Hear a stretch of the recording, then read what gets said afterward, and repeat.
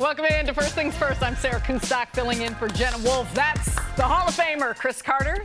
That's Nick Wright. How you guys doing? Thank you. Well, great. Thanks for having me. That's how I feel like it is. No better place to be on a Friday. We wish our girl Jenna well. Yeah. She's sick, under the weather. She's fighting it. Gonna get a long weekend. She also told me privately in the meeting, I'm getting me a long weekend. I've been working hard, Cris. She did the smart thing, which is to start she told me she was gonna get a on Wednesday, Thursday. Oh no, I'm fine, guys. I'm fighting through it. That way nobody doubts you when you're sick on Friday. She's got two young ones. Jenna, we got you. We understand. Absolutely. All right. Well, let's start with the marquee matchup of the weekend. Aaron Rodgers heading to Foxborough to face Tom Brady. These two squaring off as starters for just the second time ever. Two of the best to ever play the position. Head coach Mike McCarthy didn't exactly undersell the matchup. Take a listen.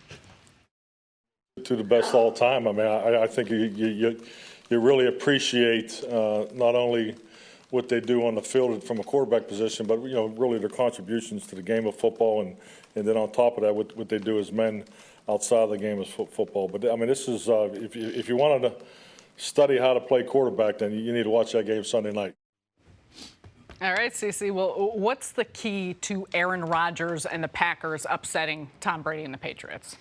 Well, I think Aaron Rodgers and McCarthy, they're going to have to be very aggressive. Because every time that, and I had to go back to some of the matchups that, I listen to Belichick's press conferences. Because a lot of times he doesn't tell you anything. But 5% of the time, Sarah, he tells you little tidbits of what he really, and when a player is great, I don't care if it's a punter, place kicker, man, he goes out of his way to explain to the general public, because really the key to Belichick in a press conference, you have to ask him a really football-related question about the upcoming game. And they asked him about Aaron Rodgers and what he thought. And, man, he went on and on as one of the greatest quarterbacks. And he said, I faced a lot of greats, but he's one of the greatest challenges that I've ever faced. So in doing that, I go back to some other games that he coached against great players. Most recently, Peyton Manning. And he's always had a very, very aggressive attitude. Not as far as defensively how he's going to go after these guys, but how he's going to play offense with Tom Brady. He will go for it more on fourth down. So I'm saying that to say this. McCarthy's got to be extra aggressive because we know that New England's going to be aggressive. So when you go against them, you can't play conservative. You can't play scared. People will talk about, oh, man, you can't turn the ball over. Well, let me tell you what you got to do. You can't not take chances. Right. And you got to try to throw the ball down the field. You got to try to make big plays. But the most important thing has to be scoring in the red zone. When Green Bay gets in the red zone, because they will, it's easy to move the ball between the 20s on the Pats year after year. But where are they excellent? That's in red zone defense, and the Pats have to be able to get 7. So if they are able to get in the red zone 4 times, they got to come away with at least 4 touchdowns. I think this game actually sets up relatively well for the Packers, as well as a game in New England could set up in this regard. We don't know what Gronk's status is. I would be surprised if Sony Michel plays. He's been limited in practice all week. And this year, the Pats have had 3 great offensive games. All of those games were great Sony Michel games. When they've been one-dimensional, when they have not had a dominant or reliable rushing attack, they haven't cracked 30 points. Now, there's the game where they scored 38 against the Bears, but 2 of those were special teams touchdowns. Yeah, so offensively, they've been in the mid-20s. Additionally, you know what I think Green Bay can look to? They don't have to look back to years back of film. Monday night. The Bills did a good job defensively against New England. Yes. Now, the Bills' offense is a disaster, so they weren't able to take advantage of doing a good job. But the Pats didn't score a touchdown through 3 quarters. The Bills did a good job of keeping them out of the end zone when they got to the red zone. The Pats kicked 2 25-yard field goals in that game. That means they were inside the 10 and couldn't score. So I do think there is a template that Green Bay can take from their own success last week against a potent offense in the Rams, from their own success last week offensively against a defense that's better than New England's, and from the fact that if New England doesn't have the hammer of Sony Michel, we have seen this year where Brady will turn the ball over, that their offense is not quite as deadly as it's been in years past. What about with Gronk? You mentioned we don't know if Gronk is going to play. He didn't practice yesterday. How does that change the matchup if he's not on the field? Well, one thing's going to change is the Sony Michel Gronk absent is huge for their offense. Gronk would probably be their second best offensive lineman, if he was just an offensive lineman. Now, with some injuries, his blocking hadn't been as good as it's been in years past, but he is still a great pass protector, great in the run game. So now you take him and Sony Michel, who's going to be their main runner? James White has not been a featured running back, not in high school, not in college. So I just believe that the combination of both these players potentially be out, it really affects Tom where he wants to go to. And to me, Gronk has not been able to, even if he plays, he hasn't played to the level where I need to double team him. Yeah. So for me, I'm going to give him single coverage. So even if he does play in the game, he hadn't been as effective. He hadn't been a deep threat. Did come up with the big pass play, great spectacular catch down the sideline in last week's game in Buffalo. But that's where I'm going to take my chance. They do miss Gronk. He's a huge part of their running game, and he's their best wide receiver. So here's something that, whether Gronk plays or not, that I think Green Bay has to focus on. This shocked me when I saw it this morning. The Patriots have committed the 7th most turnovers in football this year. 13 turnovers. Here are the only teams in the league who've committed more turnovers than the Patriots. Tell me what they all have in common.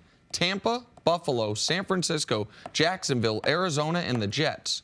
All of those teams either have a disaster at quarterback or a rookie at quarterback. The Patriots are next on that turnover list.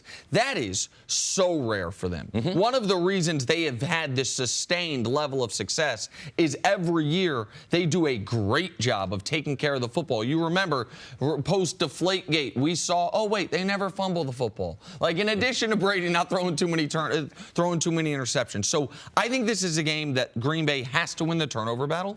I think this is a game that, to your point, they have to get 7 every time they're down in the red zone. But the other thing is, and we don't lead with this commentary because it's the obvious commentary, it's what everyone's going to say, Aaron Rodgers got to be great. How does Green Bay beat good teams? Aaron Rodgers has to be great. There's been one game in the last year, that 365 days, that the Packers have had a running back go for 100 yards. Once. Prior to last week, their season high for one player was 65 yards. Last week, they had an 86-yard rusher. Like, for the Packers offense to be able to score with New England, they're going to have to do it through the air with Aaron Rodgers. Cece, put in perspective, with that being said, I know they're not on the field at the same time, but put into perspective this game, Aaron Rodgers, Tom Brady, what it means to a player understanding just how special it is with this matchup. Oh, they know. Because Aaron has an arrogance about him, and we see it all the time. Tom Brady realizes he's the great, but realizes his cement is still wet. But even in his interview earlier in the week, he said Aaron Rodgers' play at quarterback has even inspired him. So he's just said, just talking to a lot of quarterbacks, they're inspired by watching Aaron Rodgers play. And me being the greatest quarterback that there is, he's one of the guys that I look to who inspires me to play better because he doesn't have the physical gifts, but he operates at quarterback as high as levels we've seen. So I know Tom Brady takes pride in everything he does, but I can guarantee he knows this is very rare. Might be the last time he ever sees Aaron Rodgers. And I know the last time Tom Brady, he'd like to leave a mark. He talked about that a lot with Peyton Manning. He had a lot of matchups with Peyton Manning. So I believe Tom has a lot of personal pride in what he's doing, and this will be an extra special Sunday even for Brady. We almost got to see these two in a Super Bowl. The Pats-Seahawks Super Bowl is almost the Pats-Packers Super Bowl. Packers had a big lead late, onside kick, overtime loss ends up depriving us of that opportunity. Because they're in opposite conferences, they only play once every 4 years. Since Rodgers become the starter, this would be the 3rd time they played. But the 15-1 season for Green Bay, the one game Aaron Rodgers missed, was the one game they were supposed to play the Patriots. So this will be, unless they play in the Super Bowl in the next couple of years, the last time these two guys ever play. I don't care what Brady says. He's not playing 4 more years. Right, absolutely. This will be the last time we see these two guys play. And both of them, I'm sure, deep down, don't love the comparison to the other guy. Like, Brady can say all these things, but I'm sure deep down, when he's talking to Giselle, when he's talking to his closest friends, man, I've been to 8 Super Bowls. Does this guy have 8 playoff wins? Like, I'm sure that's Brady's feeling, and I'm sure Rodgers deep down's like, do you guys watch the games? Come on. Who's better? So do you watch the games? Like, give me a break. And so in that regard, they're obviously not going to be able to, it's not a safety against a quarterback or a D-end against a quarterback. They're not going to be able to go up against each other in that regard. But for both of these guys who carry themselves with a very deserved ego and confidence, this is as big of a regular season matchup as there can be. Yeah. All right. Coming up, it's going to be fun. Can Drew Brees and the Saints outscore the high-flying Rams? That's next on First Things First. We'll get to Rams Saints in a second, but first, Thursday night football, Nick Mullins throws to Greg Kittle, who makes the one-handed grab. This was a great play by Kittle. There were a lot of big Niners plays that were about the Raiders not being ready to play. Didn't we talk about George Kittle yesterday? Well, Greg Kittle is who I think we talked about. Didn't we talk about him yesterday? Yes, him too. Yeah, I just reading what the bar says. What does that say? His name's George. I screwed it up. Oh, not okay. you. Oh, I screwed it up. Oh, my bad. Whoever. We talked about Kittle. He's having the best. He's having the Kittle. best season Former any tight net. end PFF. I blew that. To the My NBA, I apologies, started Dusty. all. Russell Westbrook breaks out the sham god move against the Hornets. How do you like that? Oh, the sham guy. Oh. I love that. Every night he's treating us with a little, we're going to rock the baby. Oh, let's give him a little sham god. Now they just need to get Look some at wins, him. though.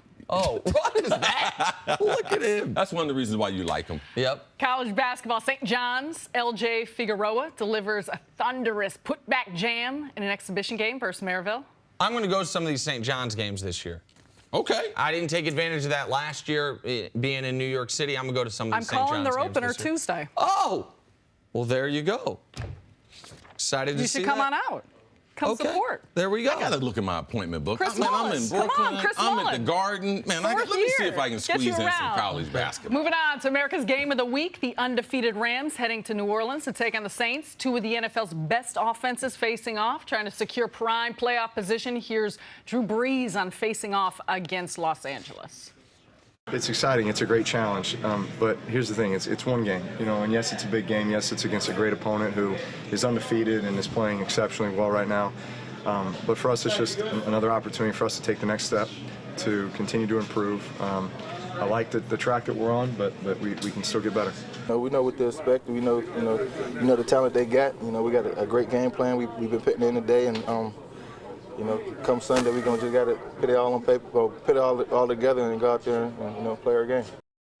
All right, Nick, which team has the edge on Sunday? Listen, the Saints, the Rams. Vegas says there is no edge. The Saints were 1-point favorites. Now the Rams are 1-point favorites. It's probably going to settle on a pick 'em. I think by the slightest of margins, I'll say the New Orleans Saints because of where the game is. I think the Rams are the better complete team. But one of the reason why, the biggest reason why I believe the Rams are the only undefeated team in football is Todd Gurley. And this is a stat that I saw it. I didn't believe it. I had our great statistician Dusty triple check it. Sometimes he's great. And today he's been great so far. We've been on the air 17 minutes. We'll see how long it goes. You know who has the #1 rush defense in all of football? The Saints. That's shocking. That is something you would never expect. And so if you can even just a little bit slow down Todd Gurley, then the Rams become a beatable football team. I think the Saints have gone through a tougher schedule. I think the Saints have historically, the years they've been good, the reason they've been good is they have been unbeatable at home. And for all those reasons, again, I'm not going to go to war with anyone that says they think the Rams are slightly in a better position. I think it's very close, but I think the Saints have the edge, and the Saints know this game is wildly important for them. The Rams have a very soft next few weeks. The Saints know that they end the year, Carolina, Pittsburgh, Carolina. Yep. They better have some wins stacked. They also know that if they want any shot of having the 1 seed in the conference, this is a must-win game. For all those reasons, I give the slight edge to New Orleans in what I think could be the best game of the weekend. If you're a New Orleans fan, this is what you should be concerned at. Even though you do have that #1 rush defense, this is the most difficult challenge that they will face because the Rams do a lot of motion. They predominantly play one formation, 3 wide receivers and Todd Gurley looking right at you. They do a lot of different things, but they really want to run the ball at you, Sarah. It's a lot of hocus pocus, a lot of smoke and mirrors, but Ultimately, as our guy Sting said, they just want to kiss you right in the mouth. Bam! They want to run downhill and be able to be physical. So I just believe in this game because Dennis Allen, I had conversations with him. He felt like their defense was going to come around after getting off to a very shaky start in week number 1 and week number 2. But Davenport, their number 1 rookie that they traded up for, he's out. Yep. Him being injured. He was playing some spectacular football, starting to find his way as a rookie. Now, on the positive standpoint, Lattimore, their cornerback, who got off to a rough start, he is playing the best football. Coming off the game last week against the Vikings, probably his second-best game of the season. So there are some things I'm concerned about defensively. They're going to miss Davenport, and you can't have Lattimore in too much man-to-man. And what they're facing with the Rams, I don't think that they have the answer for it defensively. I think this is going to be one of the most exciting games we've seen in the 18th season. With all that score, I mean, does that change the approach of Sean Payton or Sean McVay or how they combat what they're up against? We did see last week when the Rams' offense was stalling, the aggression on that fake punt. Yes. We saw it in the first half. They didn't wait for it to be panic time. They said, no, we're going to try to give ourselves a jolt right now. Now, that ended up not even being one of the 2 biggest special teams plays the Rams made. We know Sean Payton is not afraid to be aggressive. We know Sean Payton will trust Drew Brees, trust his offense, maybe use Taysom Hill in some odd formations or on those 4th and short situations. I just think the Saints go into this game, and they know if we lose this game, our ceiling is the 2 seed. If we lose this game, we top out at hoping the Rams lose or having to go to Los Angeles in the playoffs. If they win this game, it's still on the board for them that if these 2 teams play again, it'll be in this same building. So I just think for you talk a lot, see, about who's more desperate. Neither team's desperate when it's 6-1 against 8-0. Right. But this game means more to New Orleans as far as what the projection of their season is. Yeah, with the new rule changes, Sarah, special teams they don't have the game is not offense a third, defense a third, special teams a third, because they've negated some of the kicks. Those percentages are down. But these 2 teams, very, very aggressive as far as special teams, and they have great special teams. We saw last week where the Rams gained an advantage, gained the possession by attempting it on 4th down by having their punter throw a pass. Now, Mike Westhoff, the special teams coordinator for the Saints, is one of the legendary special teams coach. And they have Taysom Hill, the quarterback, returning. So look for them to maybe do some trick plays. So I do believe these coaching staffs will be far more aggressive. And this year, like no other year, man, we've seen more coaches going for it on 4th down,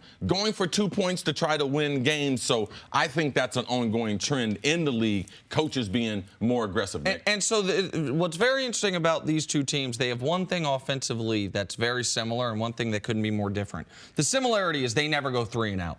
The Rams have the fewest 3 and outs in the league. The Saints have the 3rd fewest. Like, you're not getting a quick stop against either one of these 2 teams. Their offenses are too potent. But the Saints have been great this year at long touchdown drives. 10-plus play touchdown drives, 3rd most in the NFL. The Rams, shockingly, have the fewest. Now, you wouldn't think a team that is 3rd in the league in scoring 33 points a game, would be the fewest of anything that's a positive offensive stat. But it's because they have been more quick strike. They have been more, we're going to give it to Gurley, make you trust that play action, and then hit you over the head with Kupp or with Brandon Cooks. And that's one thing to watch as we go forward, because right now, them being 8-0, we'll start to compare them with some of the scoring that they do, with some of the greatest scoring teams that we've seen. But most of those teams that have been the highest scoring teams, that being 07 Pats, 98 Vikings, those teams came up short and didn't win a Super Bowl because it was too much big play. And when you get into these playoff games and you have to grind it out and you don't have those quick strikes. So as we watch the Rams and they get in some games that are a little more highly contested, let's watch that and let's see if their lack of a big play comes back to be able to hurt them. We talked so much about Todd Gurley, but he had said this week we wouldn't be in the position we're at without Jared Goff. What have you seen out of him this season and just the jump that he's made? I've been so impressed by him. What did I, going into the year, see, you know I wanted to pick picked the Rams to win the Super Bowl because I liked their offseason. Forget locker room chemistry. Forget off-the-field issues. Give me talent. The only reason I didn't was in a conference with Aaron Rodgers and Drew Brees, and Cousins comes over there. Russell Wilson's there. Carson Wentz coming back. I was like, man, can I trust Jared Goff? And you did the right thing, Nick, too, because all these quarterbacks, people just want you to, after a couple of good games, Deshaun Watson, Nick was like, listen, that dude's a baller. Or Patty Mahomes, I'm telling you, that dude's a baller. And he's like, listen, I'm just a little bit on golf. He said, I'm not saying it's real, but I just want to see some more. And I thought that was very, very good on your part by, listen, some of these guys, we don't know. And because we had seen such awful football from Goff in year one, right, and then excellent football in year two, I just wondered, was he going to regress a little bit? He's gotten better. Like I said, that if Jared Goff just maintains his level, the Rams will be the best team in the league. He's gotten better. Now, to Todd Gurley's point, what Todd Gurley also knows is the 3 games the Rams have come closest to losing. That's against Seattle, that's against Denver, and that's last week against the Packers. Against Seattle and Denver, those were the 2 worst games Goff played all year. And against Green Bay, that was the worst first half he had played all year. So if you're going to beat the Rams, you have to stop Jared Goff. There's no stopping Todd Gurley. The way to beat the Rams is to force Jared Goff into a mediocre game. So I think the Saints' rush defense will help slow down Gurley, but they have to find a way to get to Jared Goff. Coming up, we are not talking about a high-powered offense. No. How has it gotten so bad for the Raiders so fast? That's next on First Things First. Tomorrow, the 10th-ranked Buckeyes look to get back in business against Nebraska at 11:30 Eastern. Yep. Let's go, Urban. Big 12 contenders, West Virginia and Texas clash at 3:30 Eastern. That's coming your way tomorrow on Fox, or you can watch anywhere on the Fox Sports app. All right, I'm letting the staff know something. C earlier in the week said he was inviting everyone over to watch college football. He's revoking that invitation. What? His lovely wife just got back from a week out of town. There is no way you're still having people over. No chance. I have your back. I'm revoking it on your behalf. Man, That's she smart. was out there chasing That's the Lakers. smart. Man, I like that. Listen. Some Nick quality Wright time for runs Sue. around his house Quality in Harlem. time for Sue. CC runs his house. Oh, okay. And I know she sleep. I know she ain't watching. I'm tough. I'm mean. I run. Oh, let's sound talk. Tough till Sue wakes up. Time for us to go viral. This week, rookie Luka Doncic played his favorite player, LeBron. Look at this interaction pregame. Luka just cheesing. Yeah, he's And inside. check out the moment postgame. Luka got LeBron's game-worn jersey signed. How cool of a moment is this, Nick? This is cool. Luka, in my eyes, is going to end up being the best European player to come into the league since Dirk. I will tell you this. Luka's very lucky LeBron made that last free throw. Because if LeBron missed 2 free throws at the end of the game and they lost, He wouldn't have been ain't giving giving no that jersey jersey away. There are no post-game pleasantries. He is gone. So, but that's a really cool thing. So. Yeah, that's what I used to do to a lot. I just went through my box. I have a bunch of NFL legends: Montana, Manning, Aikman, all those. After the game, just like that. Send my equipment. I ain't have security like LeBron and everything. Send the Did you equipment give away guy. a lot of your jerseys? Yeah, if they want, but I was trying to get theirs.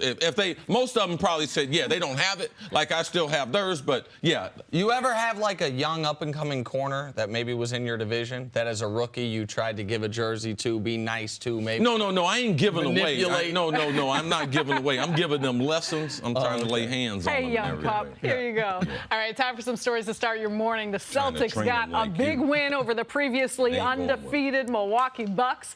Boston hit a franchise record 24 threes with Kyrie Irving leading the way with 28 points. Nick, how impressed were you with Kyrie and the Celtics? Second straight game that Kyrie's looked like Kyrie after a very poor start to the season. What do you mean he looked like Kyrie? What do you mean? It looked like one of the, 16 best players in basketball. Looked like a franchise point guard. Looked like someone that you want to give a max contract to. Beginning of the year, he didn't look anything like that. The story of this game, though, was the threes. They hit 20 threes in the first 3 quarters. Yeah. The fact that Milwaukee had a chance to tie it late was a credit to their comeback, but excellent game by Kyrie. I think Nick and I were conversating, and what he's saying is Kyrie looks special, but he also looks special part of the team. because like, he is an individual ball player. How does he fit in the Brad's system with these other young players? Jaylen Brown being out, he looked special playing within their system last night. Kyrie had 4 points with 2 minutes left in the first half. Really turned it on into the first half, into the second. Good to see. The Sixers, meanwhile, defeated the Clippers 122-113.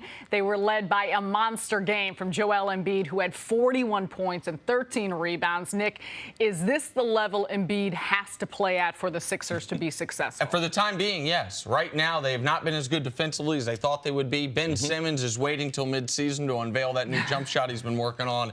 So, I mean, Embiid, this is his 6th 30-10 game of the year. His 6th 30. This one was 40-10, of course. He was great. Yeah, he's got to play at this level. Sarah, I saw you still working on your jump shot. You were shooting it in a dress and in heels. Now, I just wish maybe you might be able to help out Ben Simmons. It's about Embiid. No, it's not. I'm done with it. That was your part of the highlight. Oh, okay, got it. Ben Simmons. Sarah, can you do that? Do you offer out tips to be able to help people with their jump shot? How much are they going to pay me, though? Oh, he's got money. He's got some money. I mean, he's got bank. Yeah, so he can pay the fee. Good game, Embiid. That was your preseason MVP pick. I'll make the intro. Okay. It's more important to get Next hour. The college football top 3 matchup this weekend as Alabama heads to Baton Rouge to take on LSU. This game is often billed as a rivalry, but LSU hasn't defeated Nick Saban and the Crimson Tide since 2011. CC, what are you expecting in this matchup? Oh, man, I'm hoping that it's close. If they can get after the quarterback being LSU, because when they have won the game, that's what they've been able to do. Make Alabama one-dimensional. I believe this is the best Alabama team since I've been watching football, and that's a long time because of what they can do at the quarterback. This is the first time we've seen an Alabama team that you can see the speed of all the 5-star wide receivers and running backs because their quarterback's so good. So you think this is the best Alabama team over the course of time that they've won, what, half-dozen national championships? Yes. That this is the best one? If LSU's going to win, if Alabama doesn't lose this game, they won't lose a game all year. This is the only chance left on their schedule for them to lose, including the college football playoff. If they're going to lose, LSU's got to score a defensive touchdown. They have to score with their offense on the sideline. At least one. Yeah, okay. Yeah, I mean, they're going to have to turn Alabama over repeatedly and I think score on defense or special teams. Alabama's just too high-powered offense to go along with a typical great Alabama Watch for defense. Joe Bauer, though, the quarterback at LSU, transfer from Ohio State. Biggest game of his life. I believe he's ready for it. Finally, another big game in the NFL this weekend. The 5-2 Chargers heading to Seattle to face Russell Wilson and the Seahawks. Seattle has won 4 of its last 5 games, and Chargers head coach Anthony Lynn referred to them as the hottest team in the NFL.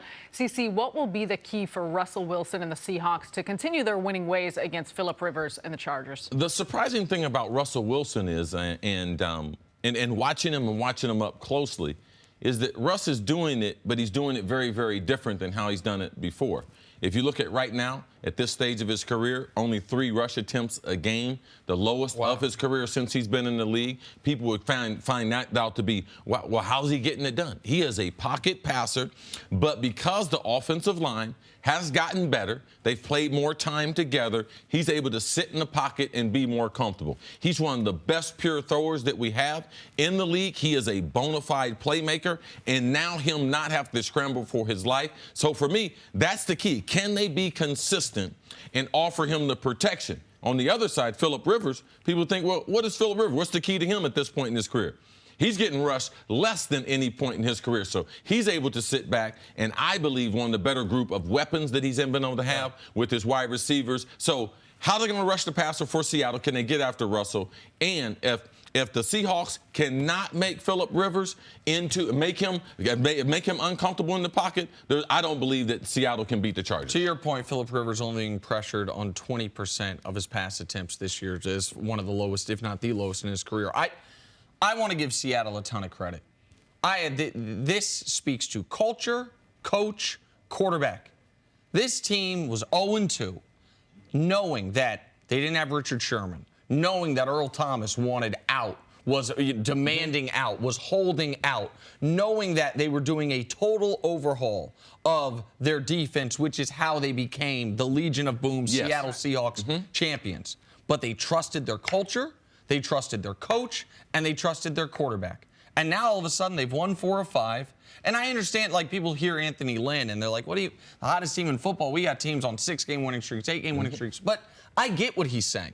A team that starts 0-2 and now their only loss in the last 5 games was a 2-point loss to the Rams that they had a touchdown fourth quarter lead in. That they had a 1-point lead with a few minutes left in that game against the Rams. Like, Seattle to be able to say, no, even in a rebuilding year, we're not rebuilding. Even in a step back year, we're going to be in playoff contention. If the playoffs started today, they're in it. Like, so yes. That is a credit to that organization as a whole. As far as this game goes, listen, I think the Chargers are one of the 5 best teams in football. Their 2 losses this year are to the Chiefs and to the Rams. Everybody's losing to those teams. And so I think the Chargers have the edge, but I wouldn't put it past Seattle to be able to win this game, especially because it's at home. And I give them enormous credit for what they've done to be in this position so far this year. All right, moving on to Thursday Night Football. Not a lot of people had heard the name Nick Mullins before last night, but he led the 49ers to a 34-3 beatdown of the Raiders. John Gruden and Oakland are now 1-7. Here's Gruden after the game. The Oakland Raiders. The Oakland Raiders is a great organization. I know it's not looking pretty right now, but I've heard a lot of negativity, over the last 6 or 7 months, and rightfully so. But we're going to build a championship football team here, and I know a lot of people, as players, as fans, and just in general, want to be a part of this. CC, how have things gotten so bad for the Raiders? And this is where I'm conflicted, because I like to just be a little more patient. I've been watching the NFL for a long time, been involved with the NFL for a long time, so I don't like to overreact. But I just think over the course of a half a season that the NFL that John Gruden came back to is totally different than the NFL that he was expecting. And I believe that that's the reason why that he started the rebuild process after already being involved. Because I believe when he accepted the job, he thought he had a legitimate winner. He thought that he had in Carr one of the best quarterbacks that he had ever coached. But then after being there, realizing the Khalil Mack thing, the financial restriction that the organization was going to have, that I'm not going to have that player. So how am I going to move on from him? Amari Cooper, someone offered me a first-round pick. That's too hard. I mean, I can't turn that down. I got to get off of him. So now I'm in full rebuild mode. When they started the season, they had the oldest roster. So now the organization, they got to be confused. I know that their owner can't be, Mark Davis, he can't be pleased with what he's seeing. But can he step in? How much football does Mark Davis know? Does he have confidence in John Gruden? He signed him to a 10-year deal. So when does that confidence run out? I don't believe that the owner can step in. I believe this is going to get worse. Gruden mentioned one word on his press conference that I'm just going to hang on. And he said build. I don't believe John Gruden knows how to build a champion. All right? When he won a championship, he did that with Tony Dungy and what Tony Dungy had built. Now, he did take it over, and he did have Brad Johnson and Keyshawn, and their offense was the better offense of the Tampa Bay teams. But that was a defensive-dominant championship team that he inherited. So I don't believe John knows how to build a champion. He's going about it the wrong way. And I know this is common right now to not necessarily speak the truth or just make stuff up and just lie. But that's what John Gruden was doing. When he sat down with Howie Long, and he told him that lie that people are calling him, people are ringing off his phone, that's a blatant lie. Let's let people, in case they missed it, real quick, let's let people see exactly what Cris is talking about. Play that if we can. I got a cell phone just like you and everybody else. Right. And I get a lot of phone calls from people that are dying to come and play here. I'm just telling you, they're dying to play for the Raiders. Yeah. And to have salary cap space and to have a chance to talk to the people that you really want to wear the silver and black, the guys you really want to wear the silver and black and represent this team, that's exciting. That right there is John Gruden playing the character of John Gruden. Play for the Raiders. What are you doing? Do you guys remember the comedian Andrew Dice Clay? Yep. He had the very vulgar stand-up act for years. That was an act that he did long enough it became who he was, and now there's great stories about Andrew Dice Clay walking around Hollywood, no cameras, to being that guy. Like, similar to how I think Sylvester Stallone believes he is Rocky. Like, he's taking steroids and thinks he's a boxer. Sometimes you play a character long enough, you become the character. John Gruden was playing that character on TV so long, I think he became him and stopped being the football coach. Because what's happened to the Oakland Raiders, you said you like to be patient. You know who doesn't get the luxury of being patient? The great fans of Oakland. The great fans of Oakland who, when he got there, he did not promise that they would contend for a championship in Vegas. That was part of it. But he said here. That's 2 years. That's what they got. They got 24 games left. Here's what I know. The Raiders in the 3 years before John Gruden got there were 25-23. The Raiders going into the final month of last season, had won 18 of their previous 28 games. And what we saw last night was a travesty. Like, I heard after they traded Khalil Mack, people were saying, well, when the team wasn't even a top 20 defense, how important could Khalil Mack be? Well, maybe Khalil Mack was the single most important player in the league. Maybe he was the only thing holding that damn thing together, because they just now got rid of Amari Cooper, and this was going sideways well before that. I agree with you that is what he's saying there is also, not only is the Raiders part laughable, it's provably false. Yes. Like, what active NFL players, A, have John Gruden's phone number, B, are... he has no connection to the modern player. He has no connection through working on television, building relationships with players. Like, he just made that up. Like, he's trying to give people a sense of hope compared to it's an all-out rebuild, and I'm doing this by the seat of my pants, because that's what I see. You cannot build in the NFL a roster full of stockpiling #1 draft picks. There's no winning team out there that's done it. Now, over the period of years, but you're not going to, over 2 or 3 years, think I'm going to get 5 to 7 #1 picks and they're going to be ready to play. No, this is a grown man league, and that's what he thought. That's why he had the oldest roster. And now, with it being in disarray, when you lose the way they lose in embarrassing fashion, what you do is you have to overpay for free agents. So now you got to use all this money on these draft picks, and then you have to overpay free agents. But your draft picks, if they're Amari Cooper and they're Khalil Mack, I'm not going to re-sign them. So you don't have a structure of how you're going to move into the future. You don't have a plan. And I thought Charles Robinson of Yahoo wrote a great article this morning that juxtaposed what happened with the Rams and Stan Kroenke when they found out they were going from St. Louis to Los Angeles, and their approach. We are stockpiling talent. We are hiring the brightest young mind we can find. We are trading up to get the #1 quarterback in the draft, and we are trying to come into a new city supercharged. One of the reasons Oakland was given the opportunity to go to Las Vegas was because they looked like they were poised to be a successful franchise. Now not only do the fans in Oakland have to be like, the hell am I here for? What are people in Vegas excited about?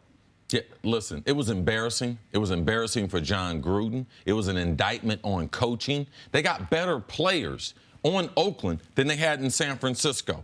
And it's also, we need to look on the other sideline and see what you can do. I believe that Kyle Shanahan is a quarterback whisperer. What he did with Nick Mullins, oh my God, the third stringer, let him know on Monday. This was a Thursday night game, and had this kid ready to play football against a John Gruden team that looked like it was not prepared. So it's an indictment on the National Football League, the product they put out there. It's an indictment to Raiders fans out there, and it's an indictment that we think that John Gruden is that great coach. Because is he a good coach, or is he some character off of television? That's what people should be looking at right now. Listen, we at Fox got very lucky with the Thursday Night Football schedule this year. We had amazing games to start, and the rest of the week we have Carolina, Pittsburgh next week. There's New Orleans, Dallas later. We have great games. This game, obviously, it's 2 one-win teams. The Niners got an excuse. Their quarterback blew out his knee against the Chiefs early in the year, and it derailed everything. What's the Raiders' excuse? What's the Raiders' excuse for being the other half of a one-win matchup halfway through the season? The only major change, that guy. Coming up, can the Ravens slow down James Conner and the Steelers? That's next on First Things First. Welcome back to First things first, former Pro Bowl linebacker Bart Scott joins the show. Bart, thanks, Good to see you, thanks sir. for being here. I'm like the inappropriate cousin that comes over for Christmas. Yeah. Good to And be he's back. like the Hey, what, inappropriate is the uncle uncle? that's Yeah, always here. Oh, sorry, C. Dick and do wrong. Write that down.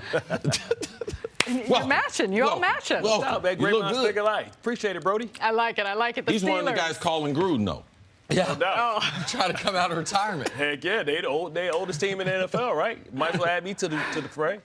The Steelers head to Baltimore in an AFC North matchup this weekend. Helping lead the way for Pittsburgh is James Conner, who had a heavy workload in the absence of Le'Veon Bell. Conner is third in the league in yards and second in rushing touchdowns. In fact, he's been so good, Baltimore defensive coordinator Wink Martindale says he would rather face Le'Veon Bell.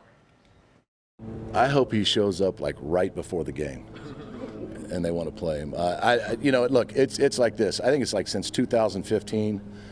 If you look at their stats, there's a lot of stats in different categories that the Steelers are actually better without him.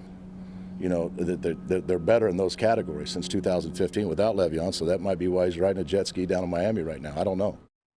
Shots fired. Shots fired. Is Wink right? Are the Steelers better without L. Bell? I'm not falling for the pump fake. Hell no, he ain't better than Le'Veon Bell. Le'Veon Bell's the best back in the NFL, and he hopes that he's going to step off and call in and play before because he knows that he needs that hamstring helper right now. You talk about a guy who I think is a better version of Todd Gurley. He's been doing it for a longer period of time. Wow. He's the best back. He's the most feared back. He's the best slot receiver at running back in the game.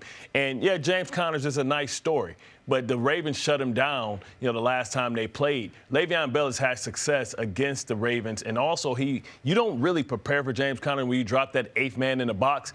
You drop that eighth man in the box for Le'Veon Bell, which opens everything up for Antonio Brown. That's why Antonio Brown loves when Le'Veon Bell's in the backfield. Juju gets work because now you can double team Antonio Brown and Juju is able to work. You don't know who to double, who to take away when Lev Bell is back there. But, Sarah, you were on to this earlier. You said, Chris, is this a little coach speak? Yeah, absolutely. Coach trying to talk to the troops and everything to make sure they're still as focused as if Le'Veon Bell was there. Because typically, sometimes it's just human nature. You have a guy who's a sub. The guys don't necessarily have the focus to detail and everything. So I got it, wink Martindale there, letting the defenders know, oh, no, they're actually better. And there are some stats that if you happen to look at them the right way, that you could try to draw that conclusion. But what they can do with Conner is less thing. They have less options compared to with Le'Veon Bell. This Baltimore defense, they'll be prepared because this is a rivalry game. Oh, yeah. This is not about one player, so they'll come in focused. But, Wink, I understand. I understand what you're trying to do there. Listen, I hate to say this because it's very off-brand for me, and it might undercut some points I'm going to make later in the show. But at times, stats lie, okay? Yeah, absolutely, at times, absolutely. you can make stats to say what you want them to say. Here's a stat. Pats have a higher win percentage without Rob Gronkowski than with him. Anybody think they're better without Rob Gronkowski than with him? I understand that Le'Veon Bell threw 8 games last year versus James Conner threw 8 games this year. Well, wow, James Conner's been better. Now, we also know that Le'Veon Bell's first 3 games last year were very slow because he had missed all of training camp, wasn't something he was used to.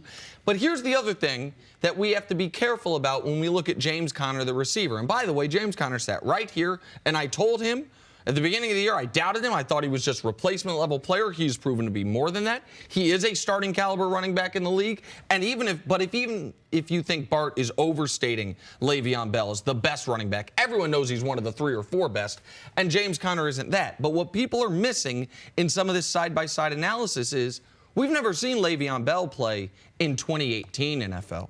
We've never seen Le'Veon Bell play what his numbers would be as a receiver in this offensive explosion, in this NFL where everyone is throwing for 300 yards a game, where everyone's scoring is at an all-time record. So it's one thing to say, well, look at his numbers last year to this year. Man, the NFL has changed drastically in just 1 year. Yes. We get it every single week from the league. See, here's the new record this week. Here's the new passing record. Here's the new mark. So in that regard, James Conner's done a great job filling in for Le'Veon Bell. But a full-strength Le'Veon Bell, of course, presents more problems than a full-strength James Conner. Bart, you mentioned that they shut down Conner in Week 4. Pittsburgh reeled off 3 straight wins since that loss. Can the Ravens take anything from that win? Well, absolutely. Brown went off on them to the tune, I believe, of over 100 yards receiving, 71-yard touchdown. He's Joe Flacco's deep threat. He opens everything up. You're not talking Antonio Brown. You're talking John Brown. John Brown. Ravens. Yeah, I'm sorry, John Brown. Yes. John Brown, and he's the guy that stretches the field. But also, I'm excited to see what Ty Montgomery, brings to the table. His explosive ability, because now that's their Tariq Hill right now. You talk about maybe putting Lamar Jackson in the backfield, doing some RPO, some speed options. Now that opens everything up as well. We've yet to really see Lamar Jackson throw the ball. The option pass is coming. All those gadgets are coming, and they've been setting those things up for weeks on top of weeks. But Montgomery is going to be a huge addition to them because he gives them an elite home run hitter. They give him a slot receiver, but also give him a home run running back. I wonder what number is he going to wear. I don't know yet what number he's going to wear to say I'm a receiver or a running back. But do you think obviously then he'll be active this week? I would think that you would be less certain of that.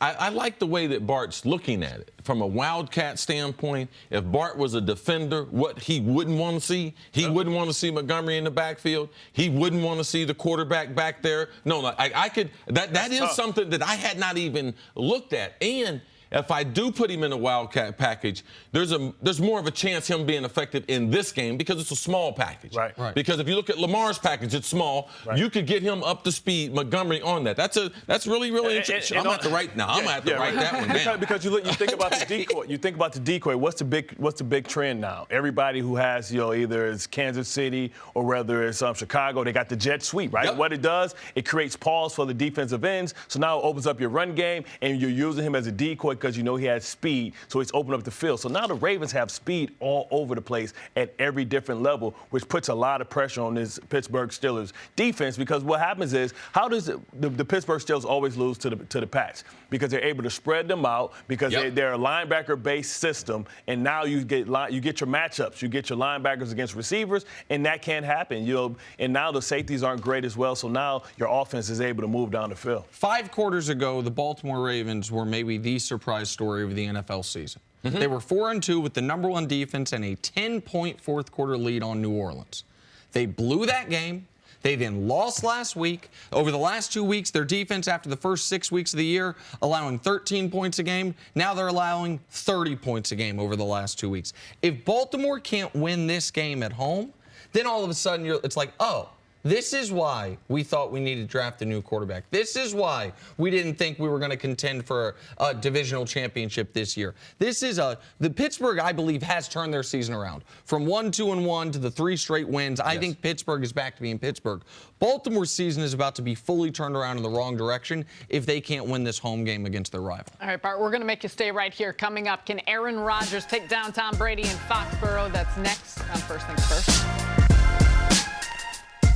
Back here with Bart Scott, let's talk about the marquee matchup of the weekend. Aaron Rodgers heading to Foxborough to face Tom Brady. These two squaring off as starters for just the second time ever. 2 of the best to ever play the position. Head coach Mike McCarthy didn't exactly undersell the matchup. Take a listen.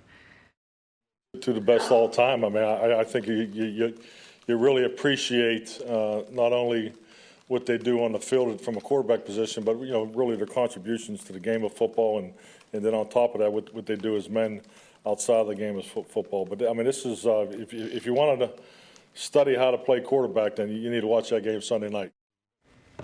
Bart, what's the key to Aaron Rodgers and the Packers upsetting Tom Brady and the Patriots? Understanding exactly what their recipe is, right? They're going to defer, get the ball, and what they try and do, they try and score right before the half, come out before the half, go up by 2 possessions, and then make you one-dimensional. The Green Bay is one-dimensional anyway, but they really make you one-dimensional, make you have to throw the ball. The problem that the Patriots are going to have are the fact that they really don't have a pass rusher. And if you can't put pressure on Aaron Rodgers, he's going to eat you alive. It may come down to who has the ball less, who has the ball last. What I like about Green Bay, they came out and they got in the faces of the Rams last week.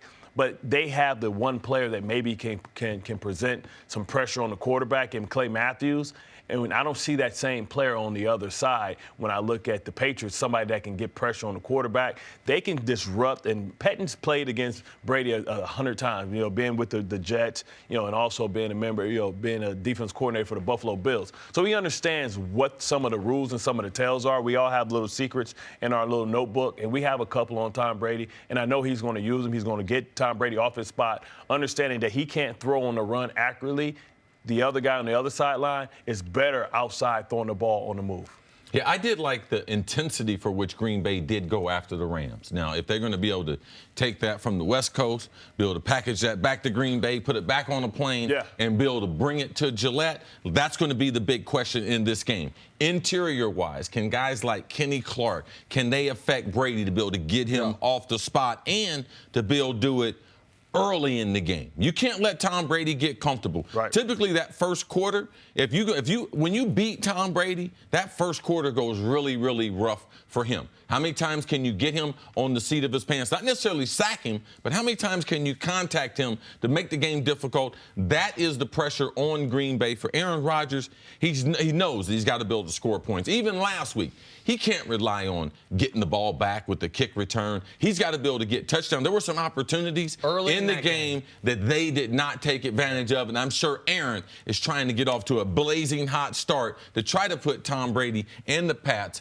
under pressure there at home where they are almost unbeatable. Listen, if Sony Michel does not play, and he didn't play last week, he's been limited in practice all week, I think this game skews to advantage Packers. I understand it's in Gillette. I understand that the Pats have won 5 in a row. I get it. But the Patriots' offense this year, when they haven't had a consistent running game, has been mediocre. Mediocre by their standards. They haven't broken 30 points once without the consistent running game. The one time they did it without the consistent running game, they had 2 special teams touchdowns. So as far as their offense putting up multiple touchdowns, it's been very difficult when it's just been on Tom Brady's arm. Additionally, the Packers, I don't like that they got rid of Clinton Dix, but they have a stud rookie corner in Jair Alexander, who's going to be playing on the outside. Whether that's Hogan or Gordon, whomever that is, they will not ever have to worry about doubling him. They can let him. They were leaving Jair Alexander one-on-one on Brandon Cooks last week, and he did a good job there. So if Gronk, even if Gronk plays, he was out of practice yesterday, he's going to be limited. We know that it almost feels to me like because he hasn't been fully healthy all year, that they have been saving Gronk for a couple big plays late. We've seen this in a few of the Patriots wins. Against the Chiefs, they did it. Last week, they did it. It's like, all right, we don't know how many times Gronk we can get the engine up to 90. It seems like they're being cautious with him because of his health. If they also don't have Sony Michel, they're limited on options outside of Julian Edelman. What about Belichick's approach then? You talk about the Packers and how they does Belichick's approach change at all, or what they do given these circumstances? Well, this is a familiar chess match between Pettin and Belichick and McDaniels. They've done this over and over again. He understands exactly what he's going to get, and he understands that he's probably going to see the Spartan package. And what's the Spartan package? The Spartan package is a package where Pettin, comes out with a lot of defensive backs, a lot of safeties, a lot of corners, and what he does is he baits you to run the ball. That's why Sony Michel is so important. Because what he's going to say is, if Brady's handing it off, he ain't throwing it. And if he ain't throwing it, he can't beat us. They'll make them have 120, 200 yards rushing. But as long as he's not airing that thing out, I'm fine with that. No explosive plays, no big plays over 20. So with that being said, he's going to make Sony Michel or whoever's there at running back, rush the ball 20, 30 times and see if they can be patient, understanding that he's never had a quarterback on the other side that can put pressure back on Brady so that when he gets out there, he has to score. Sarah, typically in these games, and going back to especially the Peyton Manning games, when Peyton Manning faced Tom Brady, Belichick was a different coach. That in those games, you could see he was not very conservative. He was very, very aggressive. They would also run more trick plays. They're going to go for it on 4th down more. They're going to run more trick plays, and they're going to be aggressive in their overall approach, knowing that the other guy, and that being Aaron Rodgers, compared to Peyton Manning, we don't want to give him the ball. So their overall approach as a team going into these games, it's very, very different. than the normal New England approach where they say, we're going to defer, we're going to give you the football, we're going to sit back, try to figure out what you're doing, and try to put you in checkmate later in the fourth quarter. No, they're going to be very, very aggressive because of his respect, and he said that in the press conference when he spoke about Aaron Rodgers. All right, you didn't tell me to write that down, but I did write down Spartan package. Now, that's interesting because you know what it reminded me of? The opposite of the way people have played Dallas this year. Dallas this year, they have basically said, you got to throw it. What are you thinking? Yeah. We got single high safety. Everyone's one-on-one. We want you to throw it, so we're going to give you a defensive look where you'd feel foolish if you don't. Now, against the Patriots, that could be particularly effective just in this regard. Brady has made shouldn't say he's made a career of, but part of his greatness has been always having no ego to the position. If it is a front where I'm supposed to run, I will check into a run. Right. If you have small people out there, I will trust my big people to run over you, which is why we've seen games where the Pats run the ball 35, 38 times, even if we don't know that they have great running, if they have a great running back. So that's a really interesting. They're going to play him in two-man, right? And they're going to make Brady have to throw in the tight windows. And what happens is he starts to hear ghosts because he has that eternal clock. He knows that he has somebody that has respect on the edge, and Clay Matthews, somebody that can get to him eventually, and he starts seeing ghosts. We used that in the AFC Championship, well, not the Divisional Championship or the Divisional playoff game, the Divisional round, to really confuse him because now you can have complex, coverages, all those motions and things like that. Now you have a defensive back talking to a defensive back, opposed to a defensive back talking to a linebacker. You can't pass certain route combinations, rub routes, combinations, pick routes, and all those things. And the best way, you taught me this, see, the best way to get a team out of playing two-man is to have the quarterback run. Yes. And Brady ain't never going to run. Right. Twice a year. It's in his contract. Twice a year. Bart, stacked NFC North for the Packers, especially given the way the game ended last week. Yes. What's the sense of desperation? How do you expect them to be feeling coming into this one? Well, I think they understand the sense of urgency to stay pace with Minnesota. I don't think they really see Chicago as a legitimate threat. They have a lot of flaws, mainly their quarterback. They understand that Kirk Cousins can carry a football team. Thielen's, out of his mind right now, and Diggs and everybody, they're playing well.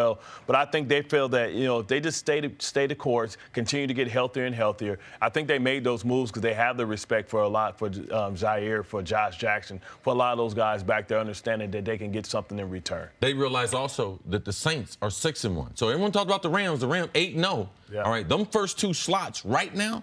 So now you want to go on the road? You want to be a wild card? I don't believe they want to be a wild card. So I believe the sense of urgency kicks in, and I believe that in this game they try to get their season turned around. Thank you for listening to the First Things First podcast. Remember, leave us a review and tell us what you think. Subscribe to the podcast on Apple Podcasts and catch us on FS1 Monday through Friday, 6:30 a.m. Eastern. For Cris Carter and Nick Wright, I'm Jenna Wolfe. So long, everybody.